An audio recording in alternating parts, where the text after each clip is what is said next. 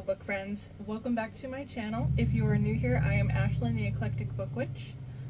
That's also the same name I have on my Instagram page.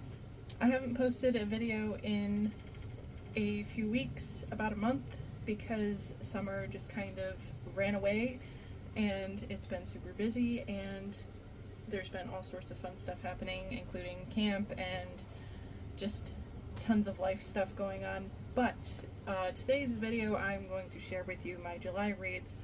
I read 3 books in July, all of which surprisingly were 5 stars. So I'm excited to share these with you and discuss these. The first one I finished is The Saturday Night Ghost Club by Craig Davidson. This was one that I had actually picked up last year, but ended up putting it down for whatever reason and never got around to finishing it. Not anything to do with the book, but just life. And I thought this was a really unique and interesting book. First, just take a look at that cover. I mean, that's initially what drew me into wanting to read this book. It's actually, there's quite a bit there's quite a bit pertaining to the cover, plus some of the artwork on the back that shows little nods to different things throughout the story. In this one, growing up in 1980s Niagara Falls, a seedy but magical, slightly haunted place, Jake Baker spends most of his time with his Uncle Calvin, a kind but eccentric enthusiast of occult artifacts and conspiracy theories.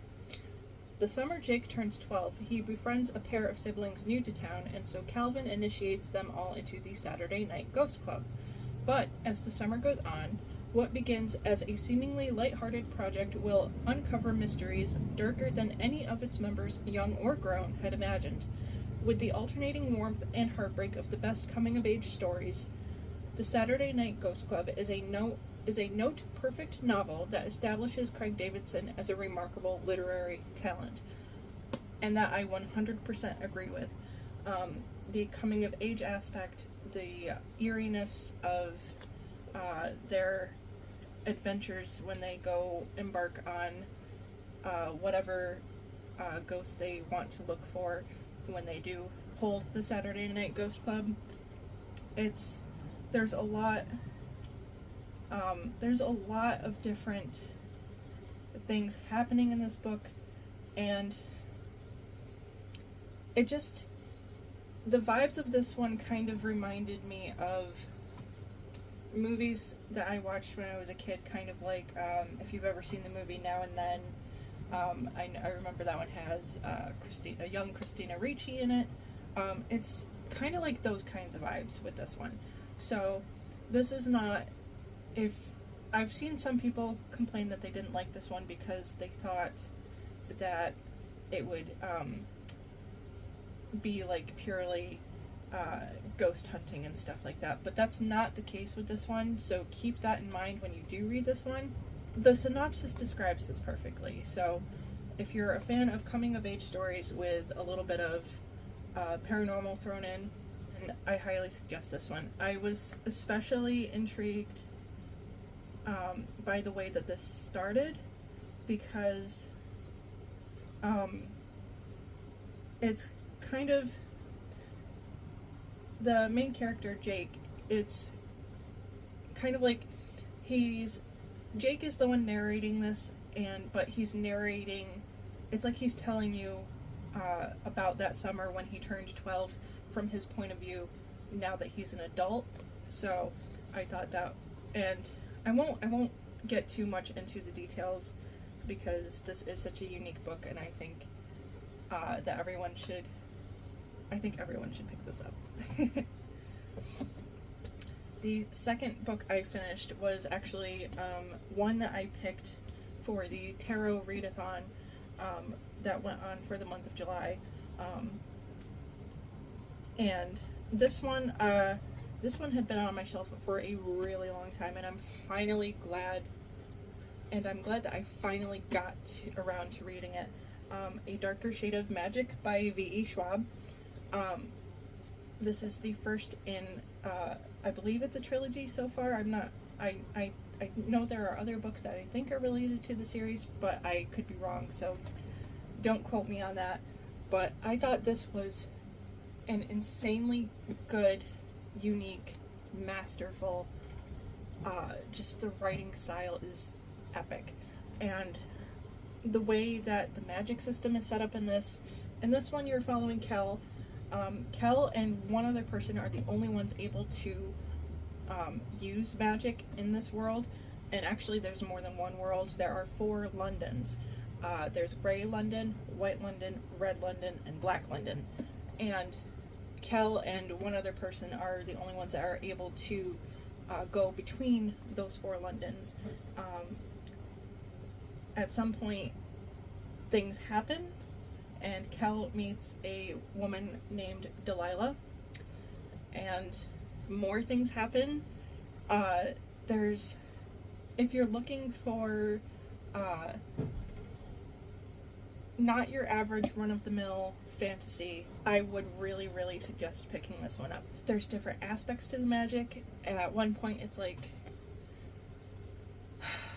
I don't want to give too much away because this is just such a unique story, and not all of the Londons have magic, so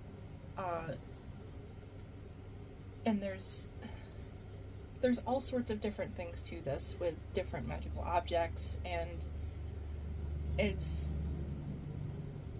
just, trust me, if you're looking for something with magic and fantasy and something with adventure, and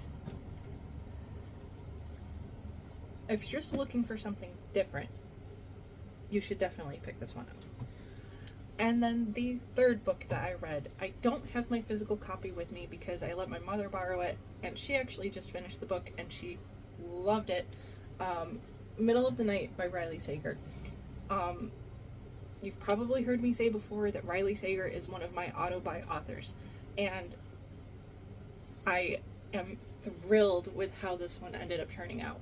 Even my mother loved this one, and Riley Sager seems to be hit or miss for her, but she really, really liked this one. You're following the main character, who is now an adult, and he moves back into his childhood home because his parents retired to Florida, and he's got a lot of issues with being back home because when he was a kid, he went camping in his backyard every Friday night with his best friend Billy, who also lived near his house. It's kind of like one of those cul-de-sac areas where it loops around and everyone knows everyone. But one night, Billy and Ethan go camping as usual in Ethan's backyard. But then the next morning, Ethan wakes up and Billy's gone. There's no trace of him. He's just disappeared, and there is a slit in the side of the tent that someone had cut, and Billy was just missing ever since. There are paranormal aspects to this book. There are whodunit aspects to this book. There's a creepy